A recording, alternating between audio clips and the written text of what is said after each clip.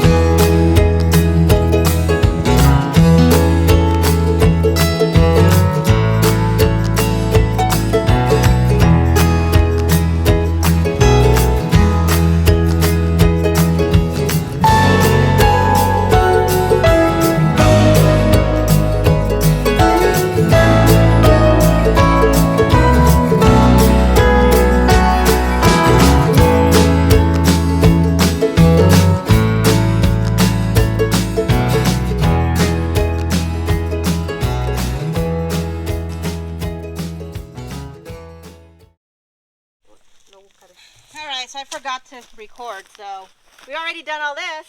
Wait, slide one of the light gray side room poles. I think that's the white one.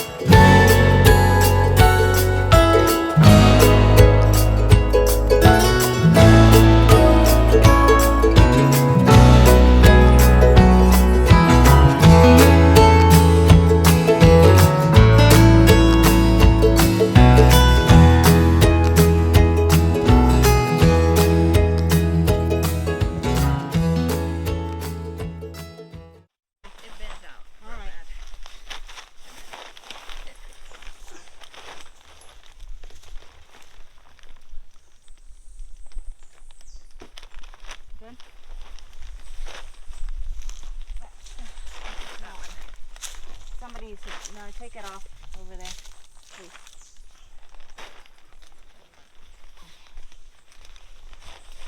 There we go. Now. Ready? Go ahead.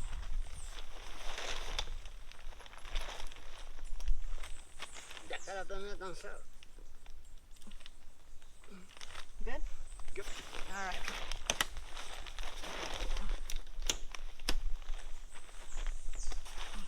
Aquí esta se quedó muy bien, caja. Mira a ver si puede. Brillo Magic.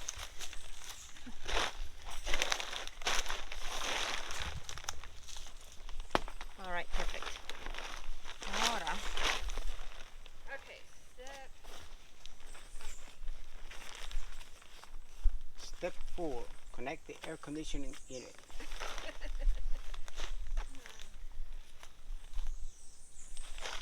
Get the two black poles out. Okay, insert the fiberglass. Oh, that's what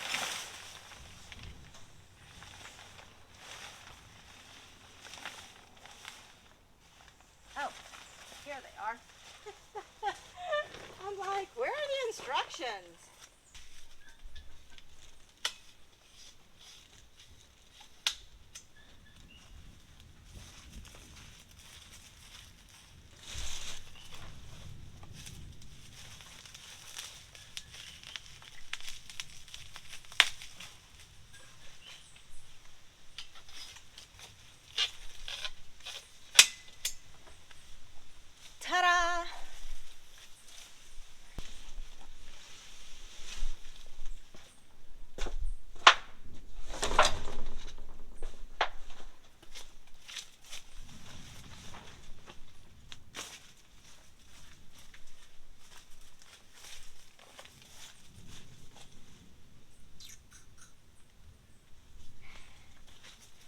Okay, so what I'm going to problem solve here is before it's a problem.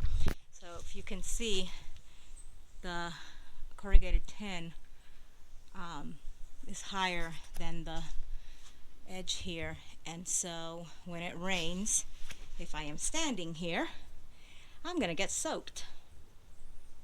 So I have to see if I can actually get it to sit higher, so that this is above the tin and then the water can just roll to the back. So that'll be my, I'll have to think for a little bit.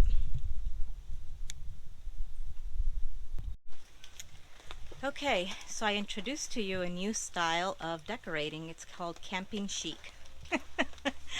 Alright, so I went ahead and took some old shower curtains that I had that I was going to use for the interior of the shower, but you know, there were extras.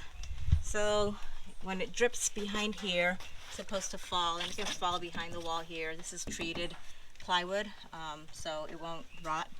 Or at least it's a solution for now. I'll have to figure out something later. This is supposed to go down like this and fall behind as well. I guess it isn't. We'll see what happens there. Anyway, I'll have to tuck this in a little better back here, or maybe let it come down more so that it falls down that way. And then this one, I just used it there to keep my cooler dry. So it just needed a small corner, but I just went ahead and wire tied.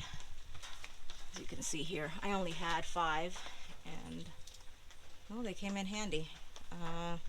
So that is that.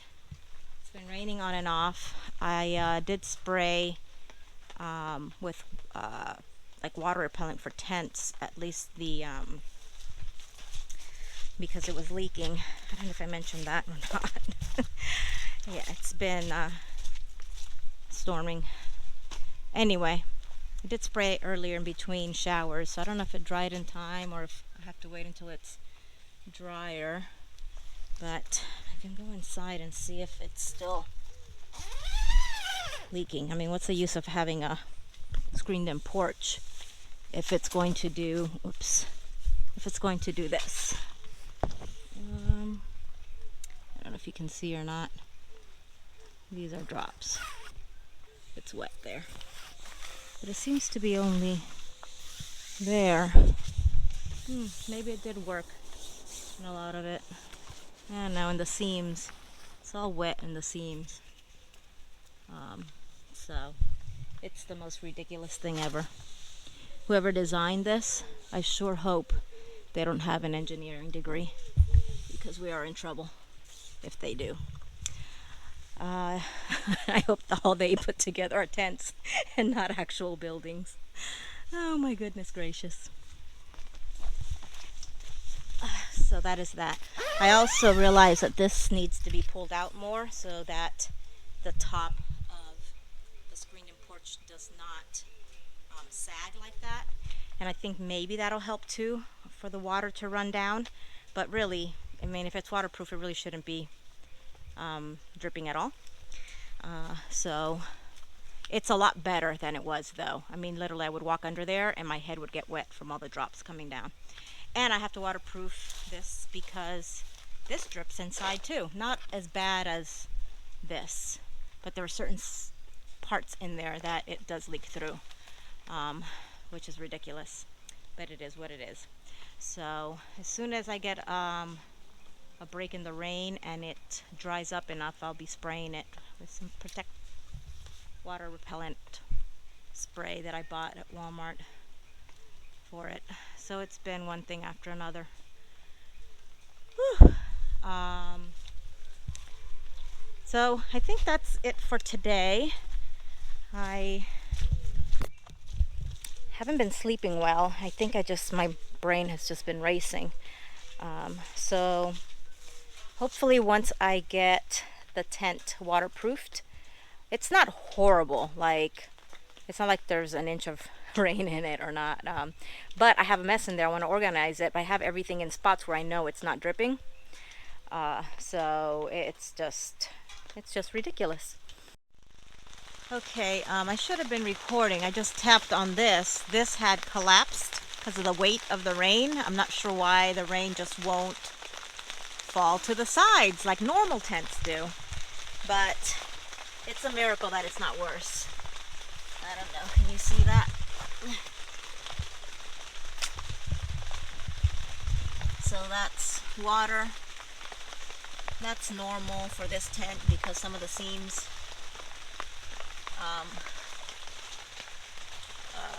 leak. So I am yeah. This is what saved this tent from being, look at this, from being like flooded. Having that right there saved the whole tent from being flooded. God is good. I don't know how to fix this though. Well, I do have a mop, so maybe I'll dip it slightly and keep mopping it up. Because this is, yeah, deep. Oh, how frustrating.